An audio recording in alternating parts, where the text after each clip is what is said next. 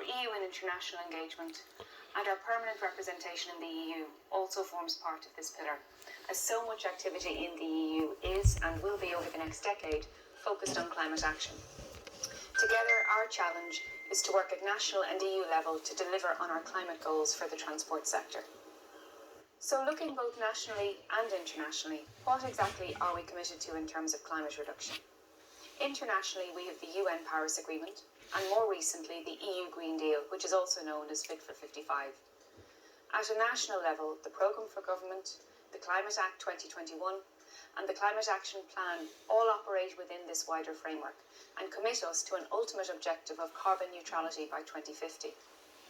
The Climate Act 2021 specifically also requires a legally binding path to a 51% reduction in emissions by 2030. So to achieve a 51% reduction in transport-related emissions, we have identified a number of actions. And these will all be detailed in the 2021 Climate Action Plan, which I expect will be published shortly. These actions are captured across 4 broad goals, and we think of it as almost a 4-legged stool supporting climate action for transport. These goals are a switch to sustainable travel journeys, public transport, walking and cycling, an increase of renewable fuels blended in our petrol and diesel so that the transport fuel we use produces less CO2, managing demand for internal combustion engine vehicle trips so that the kilometers these cars are significantly reduced, and an ambitious target of almost 1 million electric vehicles in Ireland's national fleet by 2030. And today at the Electric Vehicle Summit, I'm going to talk to you about this last target and what we are planning in terms of infrastructure to support a significant swing in EV uptake. So how do we start on this massive journey? Well, we've already started. EVs have been on sale in the Irish market for over a decade, but clearly the scale of the challenge approach. We're already seeing a transformation in consumer behaviour. Applications for EV capital grants are up over 220% on last year's numbers. And although 2020 was the year of COVID, the 2020 numbers were not markedly different from 2019. So we are really beginning to see an absolute transformation in the vehicle market in Ireland with a switch to EVs.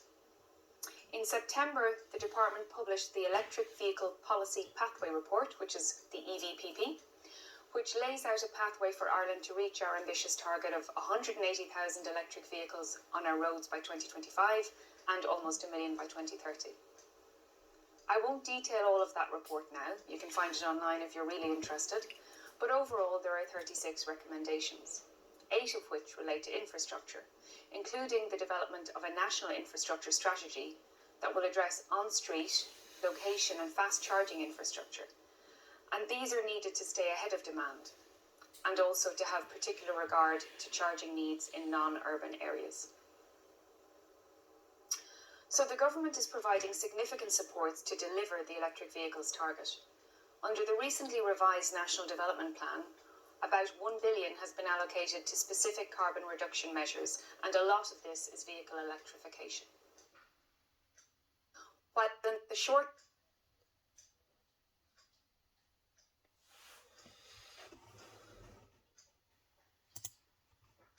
are closer to parity in terms of total cost of ownership, also be made available to deliver EV infrastructure. This week, over 100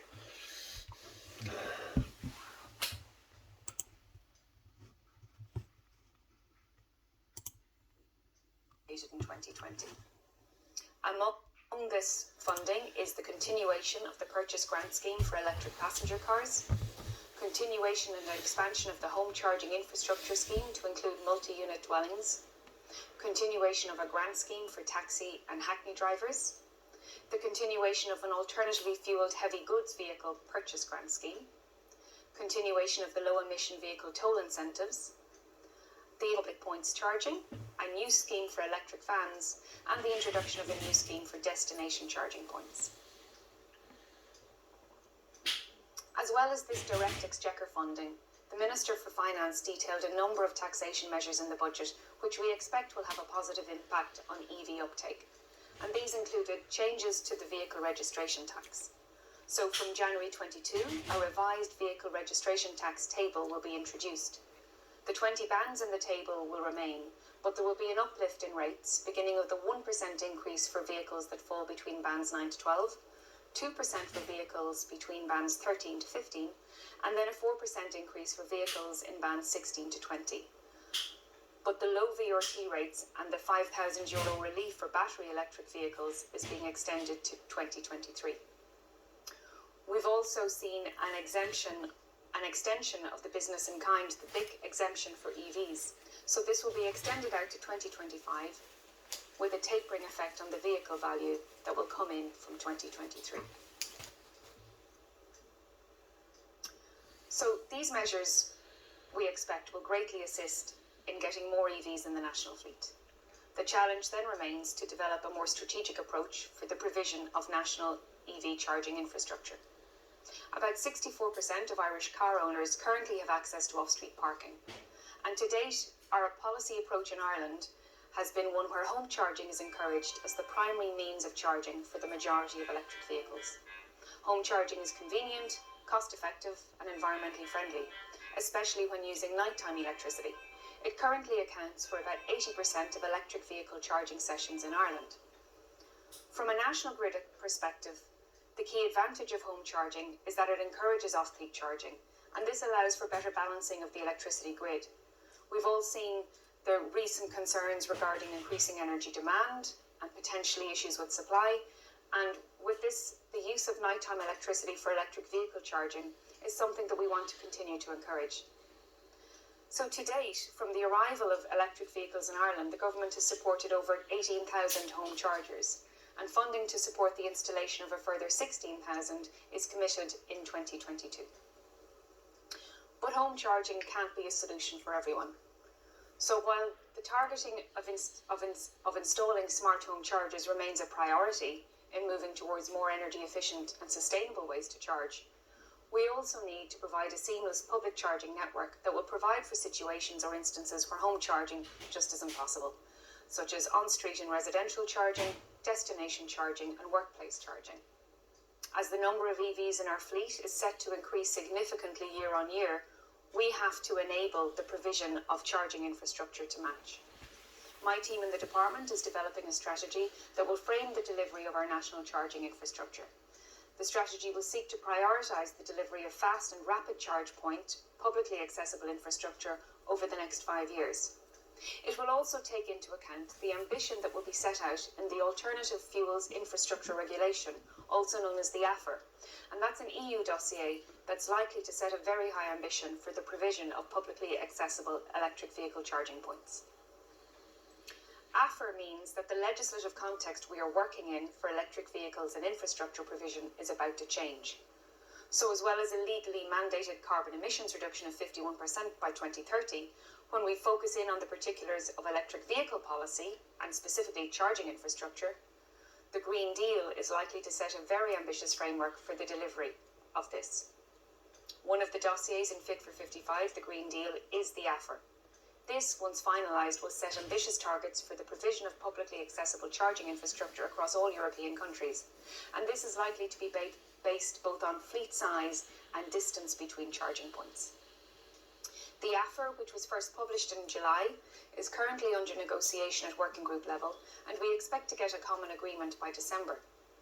It should ensure that there are common standards for the provision of recharging infrastructure across the TEN-T core and comprehensive network, and will also include charging provision for heavy goods vehicles, as well as private cars and light goods vans.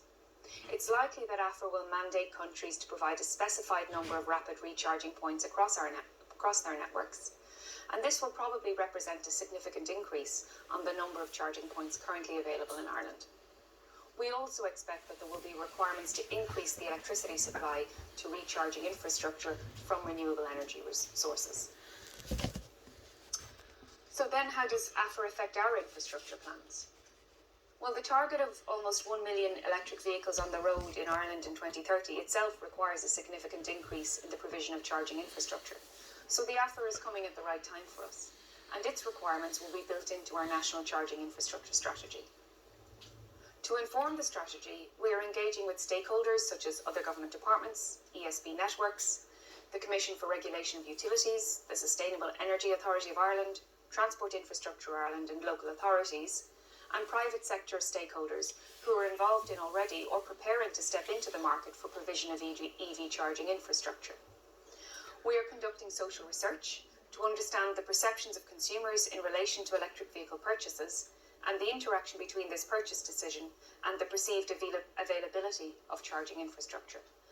And we're seeking to learn from countries and cities that are maybe a couple of years ahead of us in the electric vehicle transition, seeking to understand how they have delivered successfully, but also trying to learn from initiatives that maybe they've pushed forward but that did not work. There are some initiatives likely to be launched in the near future in terms of charging infrastructure, either just before or alongside the strategy publication. We expect to shortly launch, as was announced in the budget, a scheme to support the delivery of EV charging infrastructure in apartment blocks or multi-dwelling schemes. This will be retrospective for already existing blocks, as all new apartment blocks are now required to provide EV charging points. We also expect to launch a destination charging scheme in early 2022 that will target visitor sites and attractions and provide publicly accessible fast and rapid charging points at these locations around the country, enabling people to recharge their vehicles while on a day out. Many of these sites will also be situated in communities and neighbourhoods and will be accessible to all. And we will review the public points scheme in the coming months with a view to expanding the scheme to provide for some of the costs of civil and electric works associated with installation. Within the strategy, we will publish targets for delivery of electric vehicle infrastructure by 2025 and by 2030. We recognise, however, that government can't deliver this infrastructure alone, and we will depend on partnership with public and private sector stakeholders for the successful implementation of the strategy. We're also aware of an increasing interest and appetite for EV infrastructure funding from EU programmes and institutions, such as the Connecting Europe Fund, the European Investment Bank, technical support instruments and the Peace Plus programme. So, will we be able to deliver on these targets on the 1 million EVs in our fleet and the electric vehicle recharging infrastructure that needs to support these? As I've been told by the Secretary General of my department and my Minister, successful delivery of our climate targets is non-negotiable. Failure here is just not an option. And that might sound glib, but what I intend to convey is my own and my department's ambition in terms of this policy area.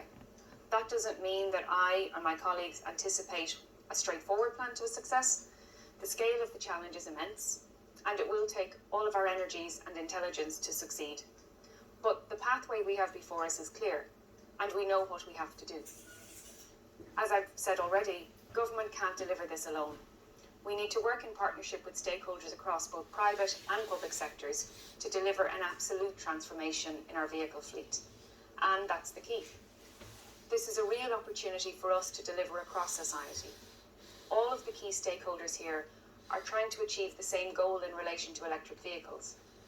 Undoubtedly, there's difference of opinions on different details of the policy, but I think that overall there's much agreement in terms of our overarching goal and intentions. And I think that collaboration that we need to see is already here. We've had excellent engagement with colleagues across sectors who are all striving in the same direction for the same goals. So for successful delivery, we need to continue this. We need to continue working together, and it's through this partnership and collaboration that I think we will be able to deliver the transformation that we need to see. Thank you for listening. Thank you very much, Aoife.